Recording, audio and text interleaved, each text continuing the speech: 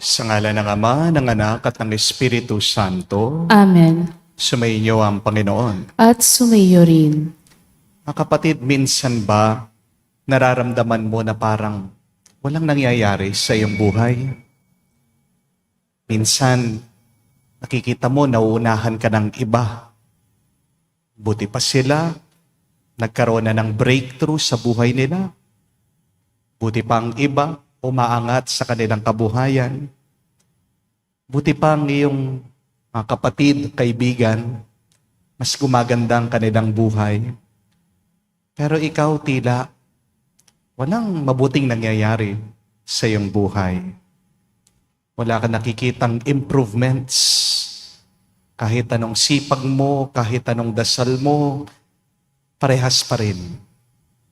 Mga kapatid, sa banal na misang ito, humingi tayo ng grasya, ng tiwala sa Diyos. Na kahit na hindi natin nakikita, may ginagawa ang Diyos para lumago, para tumubo, para mamunga ang kanyang kabutihan sa atin.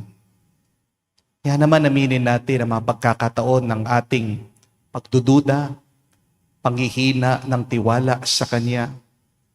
Naway hilingin natin na tayo'y mapatawad sa ating mga kasalanan para minsan pa tayo'y makitang karapat-dapat makatanggap sa mga banal na misteryo. Inaamin ko Sa makapangyarihang Diyos at sa inyo mga kapatid, na lubha akong nagkasala sa isip, sa salita, sa gawa at sa aking pagkukulang. Kaya'y sinasamo ko sa mahal na Birheng Maria, sa lahat ng mga anghel at mga banal, at sa inyo mga kapatid, na ako'y ipanalangin sa Panginoong ating Diyos. kaawaan tayo na makapangyarihang Diyos, patawarin tayo sa ating mga kasalanan, patnubayan tayo sa buhay na walang hanggan. Amen. Panginoon, kaawaan mo kami. Panginoon, kaawaan mo kami. Kristo, kaawaan mo kami. Kristo, kaawaan mo kami. Panginoon, kaawaan mo kami. Panginoon, kaawaan mo kami. Manalangin tayo. Ama namin makapangyarihan, itaguyan mo ang aming ginagampanan, alinsunod sa iyong kalooban, upang sa ngalan ng anak mong mahal, kami maging marapat magkaroon ng karagdagan sa aming paggawa ng kabutihan. Sa pamagitan ni Jesucristo kasama ng Espiritu Santo, magpa sa walang hanggan. Amen. Pagbasa mula sa ikalawang aklat ni Samuel. Nang magtagsibol, panahong angkop sa digmaan, pinalabas ni David ang buong hukbo ng Israel. Sa pangunguna ni Joab at ng iba pang mga pinuno, pinuksan nila ang mga Amonita at kinugkob ang Raba. Si David ay nagpaiwan na sa Jerusalem. Isang hapon natulog si David. Nang siya'y magising, umakyat siya sa bubungan ng palasyo at naglakad-lakad. Mula roon, may natanaw siyang magandang babaeng naliligo. Ipinagtanong niya kung sino iyon. Sinabi sa kanya na iyo'y si Batseba, anak ni Eliam, at asawa ng Heteyong si Urias. Ipinakuha niya si Batseba. Sinipingan siya ni David at pinauwi pagkatapos. Dahil sa nangyaring ito, si Batseba ay naglihi. Kaya't ipinasabi niya ito kay David. Inutusan agad ni David si Joab na dalhin sa kanya si Urias. Nang dumating ito, tinanong siya ni David, "Kumusta si Joab at ang hukbo? Ano ang lagay ng labanan?" Sinabi pa niya kay Urias, "Umuwi ka na at magpahinga pagkat nanggaling ka sa malayong paglalakbay." Lumakad na si Urias. Ang hari ay nagpadala pa ng alaala sa tahanan nito. Ngunit hindi pala siya nagtuloy sa kanila. Doon na siya natulog sa may tarangkahan ng palasyo, kasama ng mga bantay. Nalaman ito ni David. Kinabukasan, inanyayahan ni David sa pagkain si Urias, at ito'y kanyang nilasing. Hindi rin ito umuwi ng gabing iyon. Bagkus natulog na kasama rin ng mga bantay. Kinabukasan, sumulat si David kay Joab at ipinadala kay Urias. Ganito ang nasasaad. Isubo mo si Urias sa mga kaaway na mabangis. Pagkatapos, umurong ka at bayaan mo siyang mapatay. Nagmanman si Joab doon sa lungsod na kanilang kinukubkob at sa gawing mababangis ang kaaway, doon nga niya itinapat si Urias. Lumabas ang mga kaaway mula sa lungsod at sinalakay ang mga kawal ni Joab. Napatay ang ilang pinuno ni David kasama si Urias. Ang salita ng Diyos. Salamat sa Diyos. Poon iyong kawaan, kaming sayo'y nagsisuway. Poon iyong kaawaan, kaming sayo'y nagsisuway. Ako'y kaawaan, o mahal kong Diyos, sang-ayon sa iyong kagandahang loob. Mga kasalanan ko'y iyong pawiin, ayon din sa iyong pag-ibig sa akin. Linisin mo sana ang aking karumhan, at ipatawad mo yaring kasalanan. Poon iyong kaawaan, kaming sayo'y nagsisuway. Ang pagsalangsang ko ay kinikilala, laging nasa isip ko at alaala. Sa'yo lang ako nagkasalang tunay, at ang nagawa ko'y di mo nagustuhan. Poon iyong kaawaan, kaming sayo'y nagsisuway. Kaya may matuwid ka na ako'y hatulan, marapat na ako'y iyong parasahan. Ako'y masama na buhat ng iluwal, makasalanan ng ako'y isilang.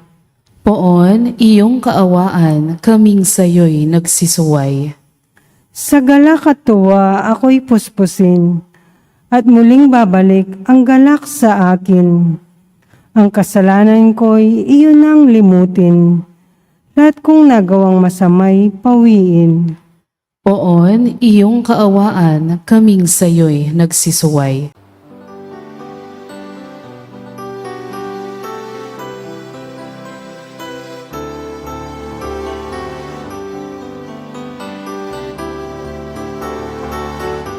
Alleluia, alleluia, alleluia.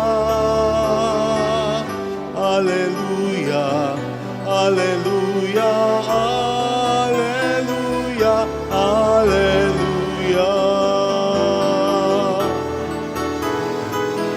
Alleluia, alleluia, alleluia. Alleluia, alleluia, alleluia, alleluia.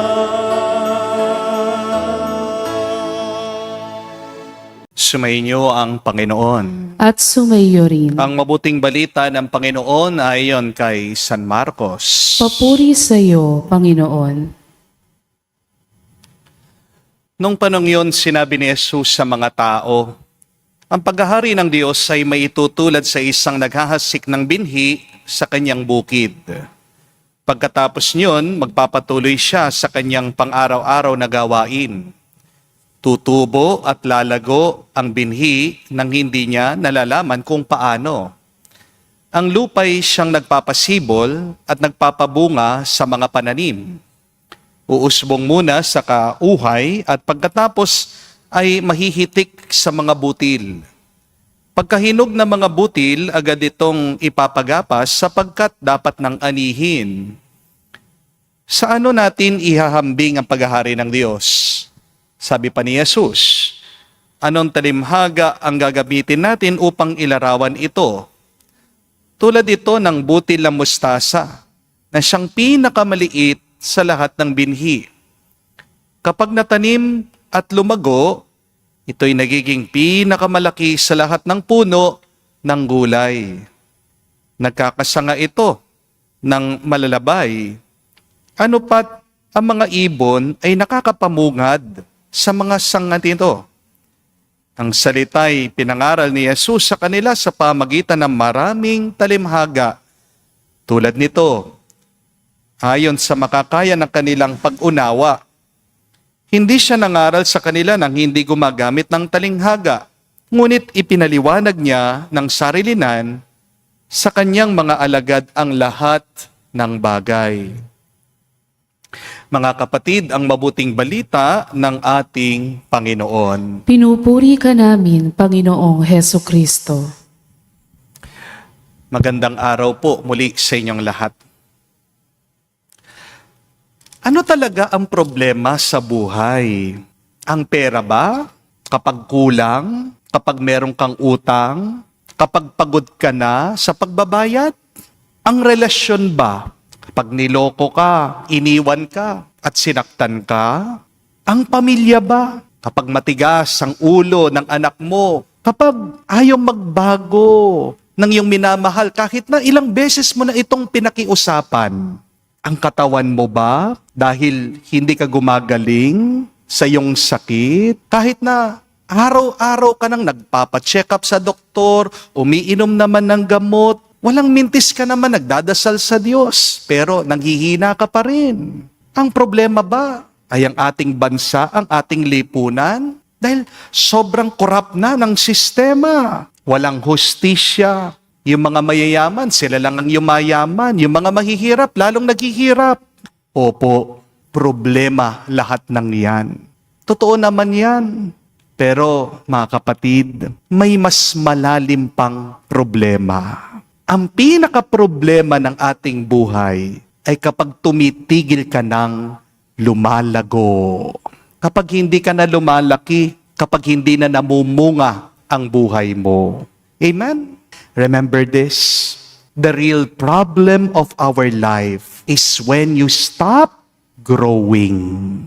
Because when you are not growing, you are dying. Amen? Kapag tumigil ka ng natututo, unti-unti kang matatalo.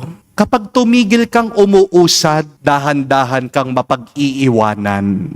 Kapag tumigil kang magmahal, tumitigas ang puso mo. Kapag tumigil kang nagdasal, nanalangin, humihina ang loob mo. Kapatid, wala kang dahilan para manatili na hindi ka lumago, lumaki at mamunga. Dahil ang Diyos na lumikha sa iyong buhay, nilikha niya ito para tumubo. When God created the world, when God created your life, it was designed to grow. If you are not growing, then you are fighting the will of God. If you are not growing, you are not doing the will of God. Amen? Narinig po natin sa mabuting balita. Sabi ni Jesus, ang kaharian ng Diyos ay parang isang lalaking naghahasik ng binhi. Ang nagtatanim ay ang Diyos. At ang binhi ay ang kanyang grasya. Ang binhi na tinanim, sabi niya, hindi natin namamalayan kung paano tumutubo at lumalaki. Whether you are aware or not, the good news is, God has planted His grace in you. Nasa iyo na ang kaharian ng Diyos.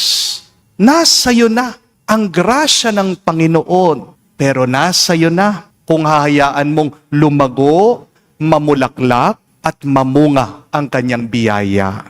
Amen? Kaya mga kapatid, huwag kang magagalit, papapagod, at susuko dahil may problema ka sa iyong buhay. Dahil minsan, ang problema mo ang nagiging lupa kung saan pwedeng tumubo ang grasya ng Diyos.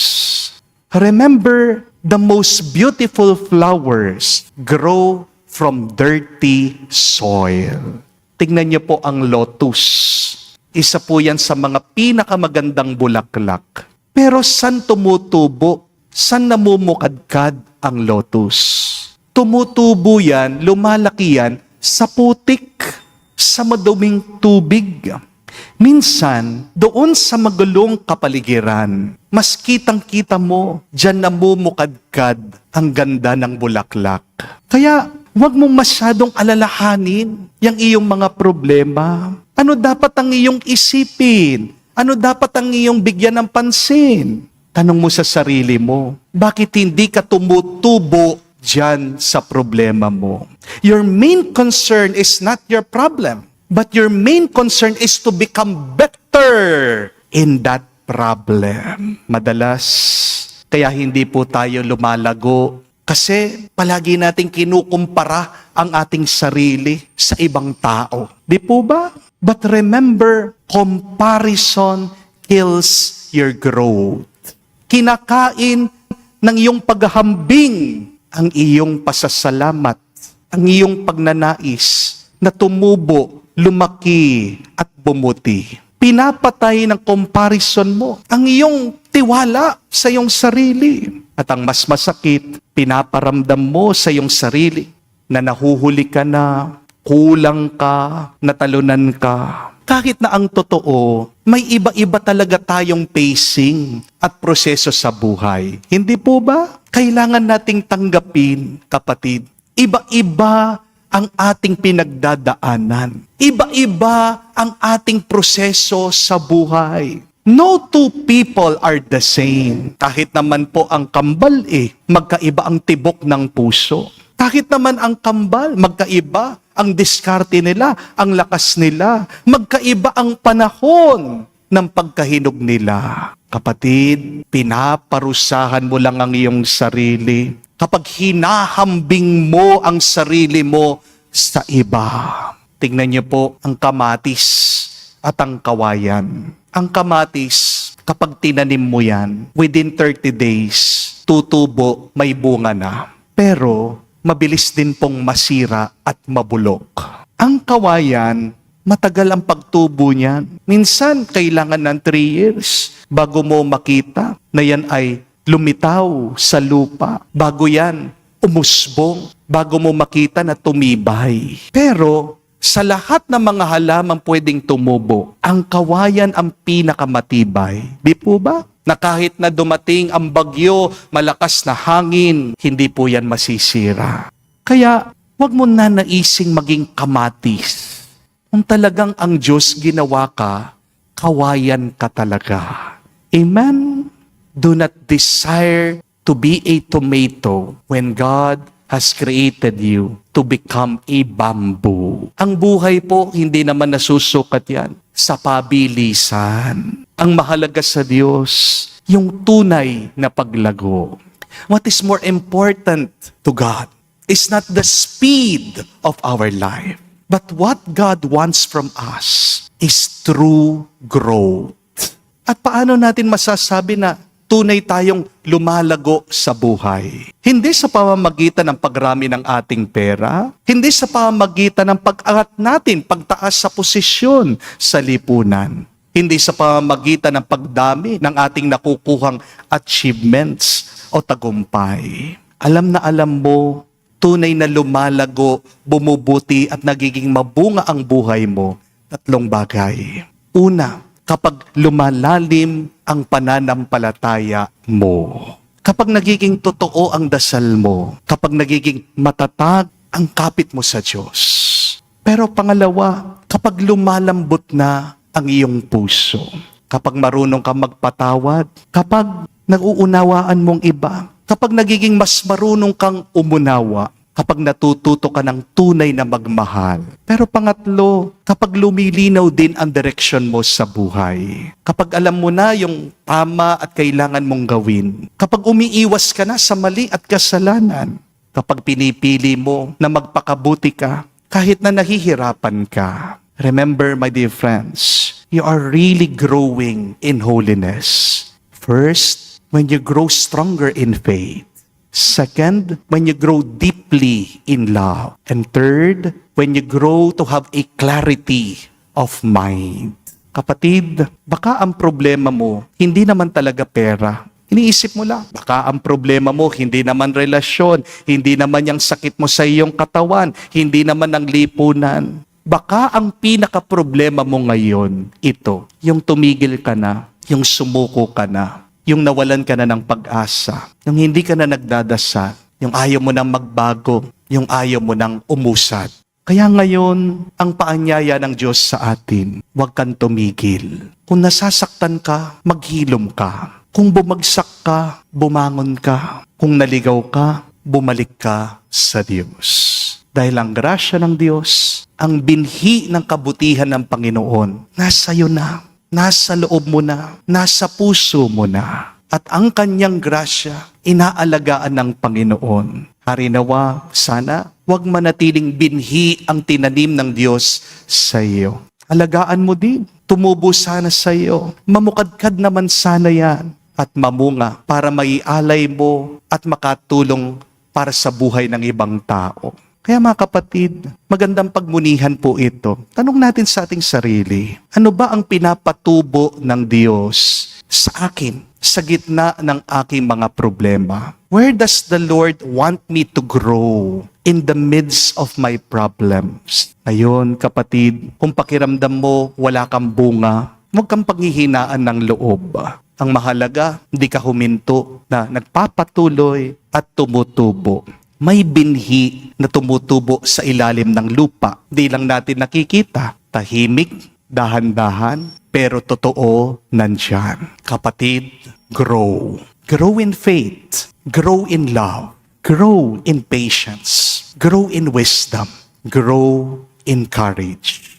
Sa tamang panahon, makikita mo yung putik ng problema mo, ng sakit mo, na kinakatakot mo, na ayaw mo. Yan pala ang pagmumulan ng sobra-sobrang bunga na magpapasaya sa iyo at magpapasaya sa ibang tao. Amen. Tumayo po tayo. Puno ng pag-asa at pananalig, manalangin tayo sa Diyos Ama na nagnanais na lumawak pa ang kanyang presensya sa ating buhay.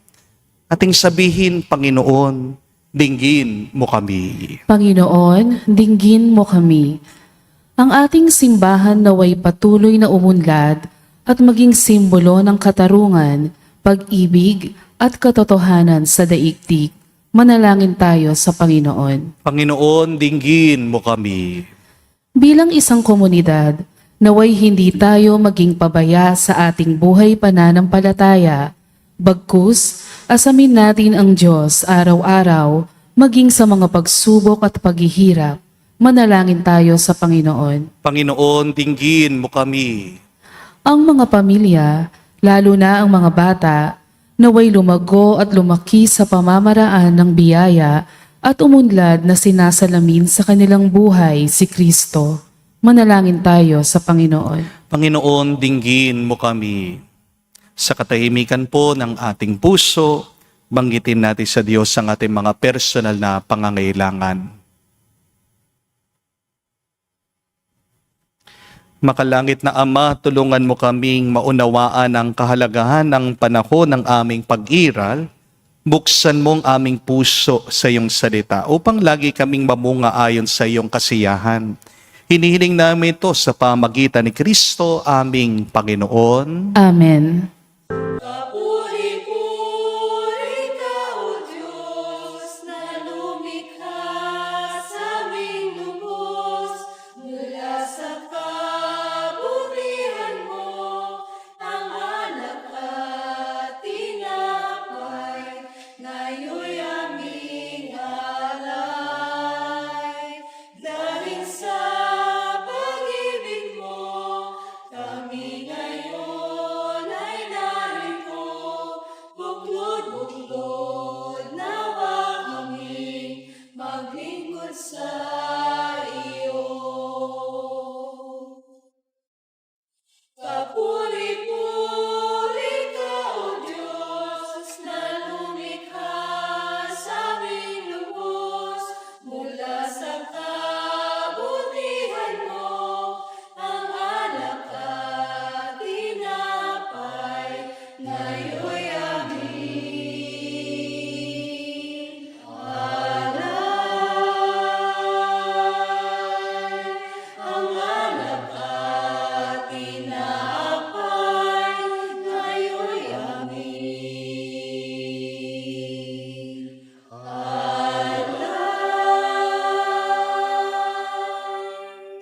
Manalangin kayo mga kapatid, para ng ating mga paghahain ay kalugdan ng Diyos amang makapangyarihan. Tanggapin nawa ng Panginoon itong paghahain sa iyong mga kamay, sa kapurihan niya at karangalan, sa ating kapakinabangan at sa buong sambayanan niyang banal. Ama naming lumikha, tanggapin mong malugod ang aming mga handog. Ngayon sa kabanalan ay iyong dulot. Kami sumasamo sa iyo at lumuluhog upang kaligtasan iyong ipagkaloob. Sa pamagitan ni Jesucristo kasama ng Espiritu Santo, magpa sa walang hanggan. Amen. Sumainyo ang Panginoon. At sumayo rin. Taas sa Diyos yung mga puso at diwa. Itinaas na namin sa Panginoon. Pasalamatan natin ang Panginoong ating Diyos. Marapat na siya'y pasalamatan. Manaming makapangyarihan, tunay nga marapat ikaw ang aming pasalamatan. Sa pamagitan ni Jesucristo na aming Panginoon, utang na loob ang nagbubunsod upang gunitain ang kamatayan niya para kami buhayin. Pagtitiwala ang sanhi ng ligayang di malilimot sa pagkabuhay niya sa aming kaloob. Pag-asa ang dahilan na pagiging handa para sa pagbabalik niyang totoong dakila. Kaya kaisa na mga anghel nagsisiawit ng papuri sa iyo. Nang walang humpay sa kalangitan, kami nagbubunyi sa iyong kadakilaan.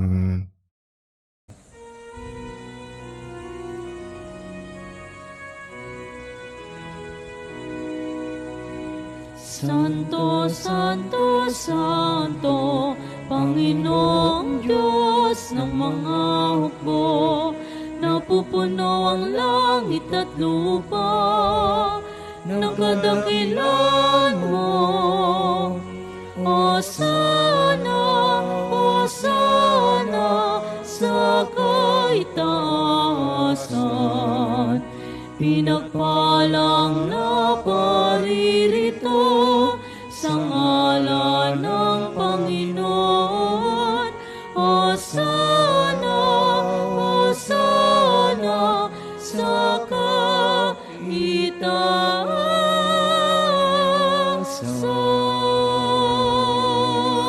Ama naming banal, ikaw ang bukalan tanang kabanalan. Kaya't sa pamagitan ng iyong Espiritu, gawin mong banal ang mga kaloob na ito, upang para sa amin, maging katawan at dugo ng aming Panginoong Heso Kristo. Bago niya pinagtiis ang kusang loob na maging handog, hinawakan niyang tinapay, pinasalamatan kanya, pinaghati-hati niya iyon, inabot sa kanya malagad at sinabi, tanggapin ninyong lahat ito at kanin. Itong aking katawan na ihahandog para sa inyo.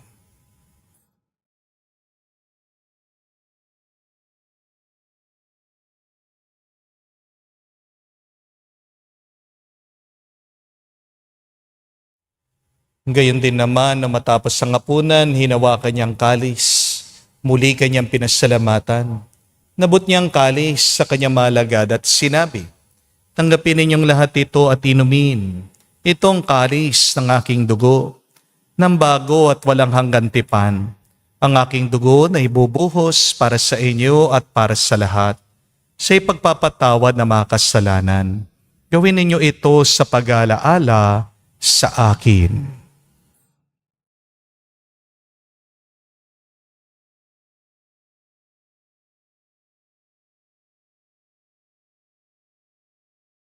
Ang misteryo ng pananampalataya.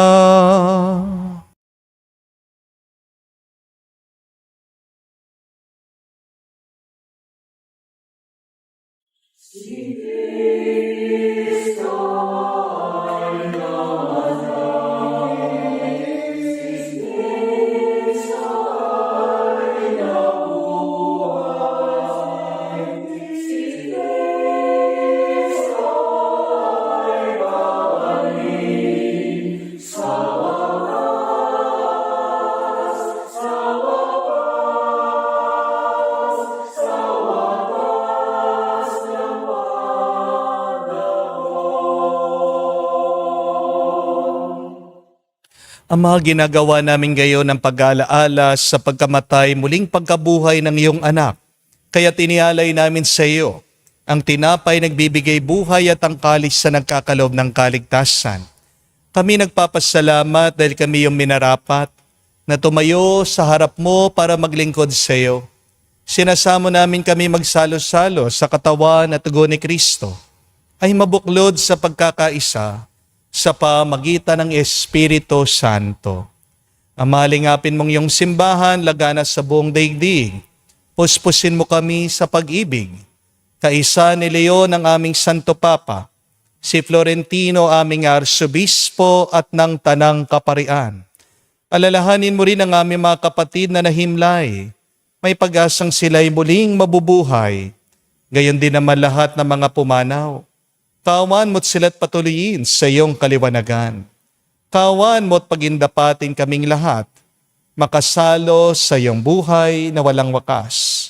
Kaisa na mahal na Birhen Maria, Ina ng Diyos, kaisa ni San Jose ang kanyang maluwalhating esposo, kaisa ng mga apostol, lahat ng mga banal na namuhay dito sa daigdig na kalugod-lugod sa iyo. May pagdiwang nawa namin ang pagpupuri sa ikararangal mo sa pamagitan ng iyong anak, aming Panginoong Hesukristo. Sa pamamagitan ni Kristo, kasama niya at sa Kanya, ang lahat ng parangal at papuri ay sa iyo, Diyos Ama, makapangyarihan, kasama ng Espiritu Santo, magpasawalang hanggan. Amen. Amen. Amen. Amen. Amen. Amen. Sa nakagaling na utos sa turo ni Jesus sa Panginoon natin at Diyos, ipahayag natin ang lakas, loob.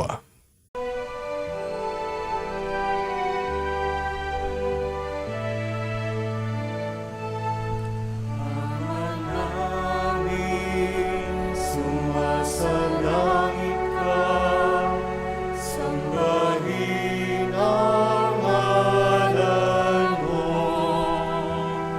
Mapasa amin ang kaharian mo, sundin ang loob mo. Dito sa lupa parang sa langit, bigyan mo po kami ngayon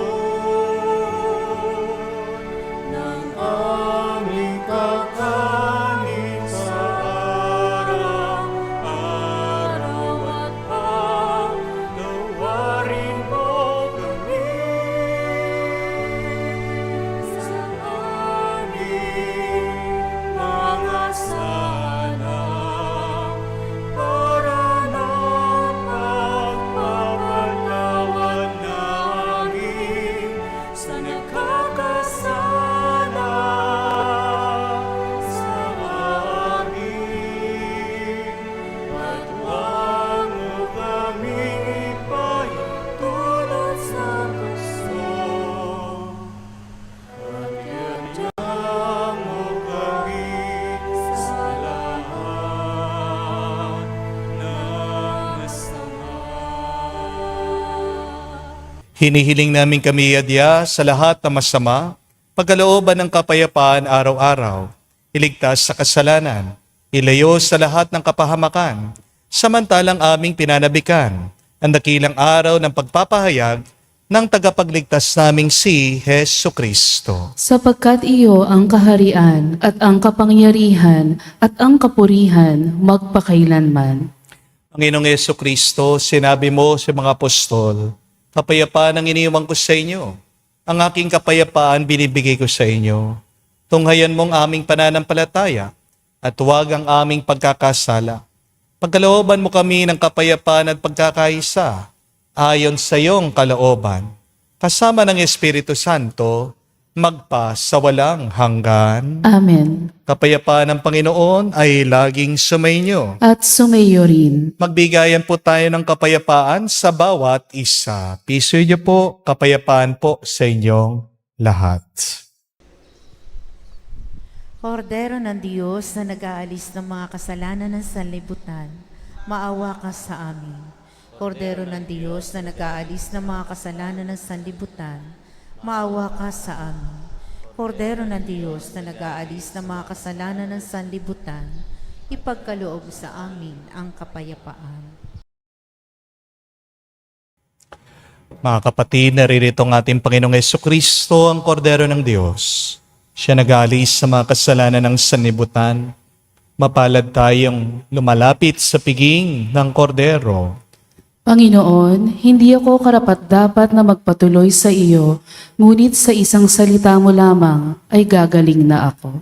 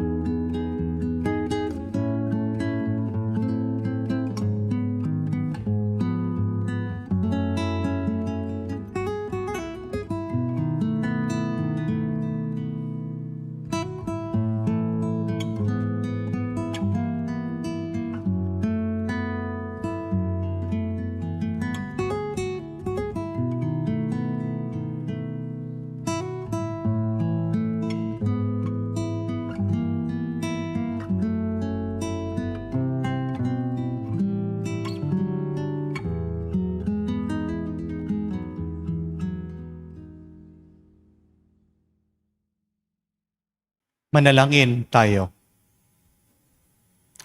Ama namin mapagmahal, pagkaloob mong sa aming pakikinabang, sa iyong kagandang loob na bumubuhay, lagi nawa naming may karangal, ang iyong pagpapalang sa aming binibigay, sa pamagitan ni Jesucristo kasama ng Espiritu Santo, magpa sa walang hanggan. Amen. Tandaan niyo po, huwag kayo mag-alala sa inyong mga problema. Mas mag-alala ka kung hindi ka lumalago, lumalaki, at namumunga sa gitna ng iyong problema. The real problem in life is when you stop growing.